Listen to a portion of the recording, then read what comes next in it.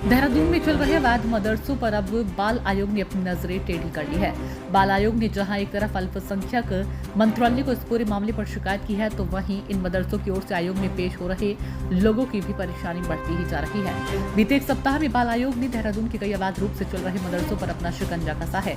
हाल ही में देहरादून ISBT के पास मौजूद आजाद कॉलोनी में संचालित एक तथाकथित मदरसा जामियात इस्लाम अल इस्लामिया में शिकायत मिलने पर जांच के लिए पहुंची थी।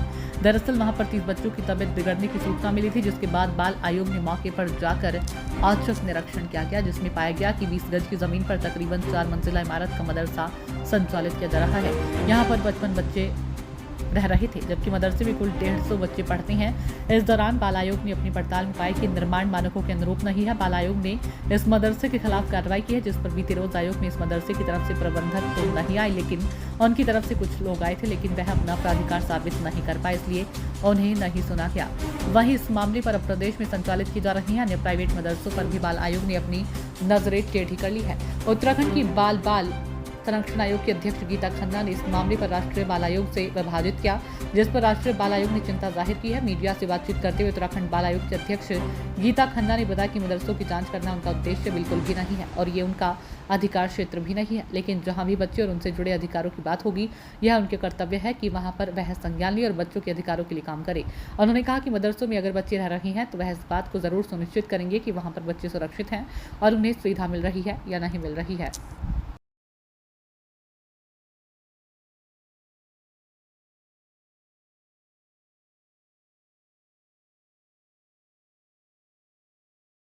देखिए, आज भी उन लोगों को हमने बुलाया था। मदरसों की जांच करना मेरा उद्देश्य भी नहीं है और मेरा जो अधिकार क्षेत्र भी नहीं है। पर जहाँ कहीं भी बच्चे हैं वो किस हालात में रह रहे हैं, क्या उनके रहने की आवासीय व्यवस्थाएं ठीक हैं, या जिस नाम से वो रह रहे हैं क्या वो स्थान और वो कंडीशंस फुलफ़िल हो रही हैं, उपयुक्त हैं, ये सब मेरा कर्तव्य है। और क्योंकि हमें खबर मिली थी कि 30 बच्चे फूड पॉइज़निंग हो गई, तो हम उन्हीं को ढूंढते हुए वहाँ गए थे कि ये कौन सी जगह है, कैसे बच्चे रह रहे हैं। वहाँ जाके हमने देखा कि किसी भी तरह का रजिस्ट्रेशन नहीं है और ना ही कहीं किसी भी और किसी भी तरह के नियम। यहाँ तक कि आज के कागज़ों को देख के मुझे लगता है कि वो एक रजिस्टर्ड सोसाइटी भी नहीं है।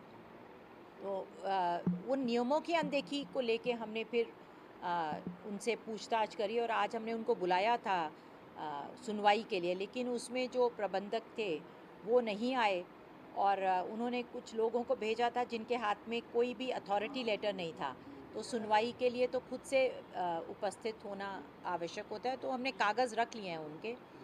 और बाकी जो हमारे डिपार्टमेंट के लोग आए थे, बोर्ड है जो संबंधित बोर्ड है, मदरसा बोर्ड है, उनसे भी हमने डिस्कशन करा और उन्होंने बताया कि वो उनकी कार्रवाई तब शुरू होती है जब मदरसा बोर्ड में वो रजिस्टर्ड होते हैं। लेकिन ऐसा क्यों नहीं किया गया, ये उनकी भी नॉलेज में नहीं है।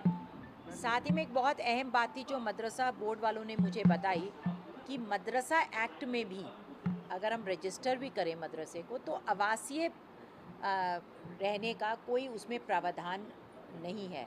तो अब हम चिट्ठी लिख रहे हैं सालसा को भी और विधिक राय ले रहे हैं कि ऐसी आवासीय स्थिति में बच्चे फिर कैसे रखे गए ना, क्योंकि मदरसा एक्ट में भी ऐसा आवासीय परिस्थिति का उल्लेख नहीं है। तो ये अब हमें जानने का विषय होगा हमारे लिए। और अगर खाना, जैसा कि उन्होंने हमें उस दिन बोला था कि बच्चों ने आपस में कुछ मिला दिया था, तो देखिए अगर हम किसी भी गलत इंटेंशन से यानी कि खीर में नमक भी डाल दिया जाए ना, तो वो पॉइजनिंग की परिभाषा हो जाती है ना एक किस्म से। तो वो भी एक जांच का विषय है कि उसकी सूची नहीं दी गई कि भाई बच्चों ने अगर कुछ मिलाया भी था, या CMO ऑफिस में भी ये बात, वहाँ पे दून अस्पताल में भी ये बात नहीं कही गई कि बच्चों ने आपस में क्या मिलाया। तो वो भी एक विषय है कि हर चीज़, क्योंकि बच्चे वहाँ रहते हैं और क्या जितने बच्चे वहाँ रहते हैं उतना स्थान, एक एरिया होता है ना। जैसे जो हमने कोचिंग इंस्टीट्यूट के लिए भी, मैं पिछले कई वर्षों से जब से मेरा कार्यकाल शुरू हुआ है, हम कहते रहे हैं ना कि कोचिंग में भी बच्चे अगर आवासीय परिस्थिति में हैं तो क्या वो मानकों के के उस पर कसौटी पे खरा उतर रहा है। तो it is not Madrasa for me.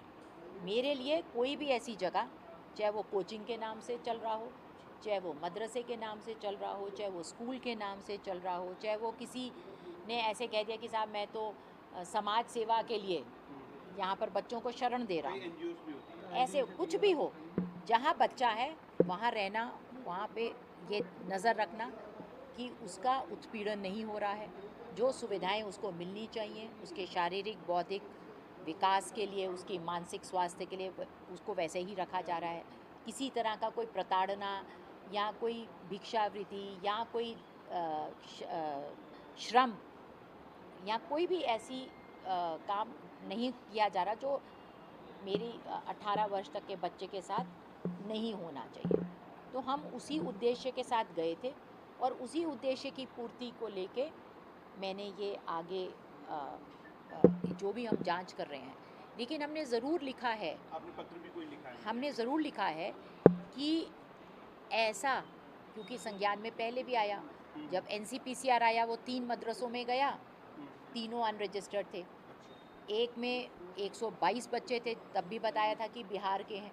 तो ऐसे मदरसे के नाम से कोई भी जहाँ जहाँ संचालन हो रहा है उसका हमें सत्यापन करना चाहिए, क्योंकि वो कह रहे हैं ना मदरसा है, पर जैसा मैंने बताया कि एक्ट में वो मदरसा नहीं दिखता, रजिस्टर वो है नहीं, स्कूल की तरह रजिस्टर्ड नहीं है, तो क्या है फिर वो?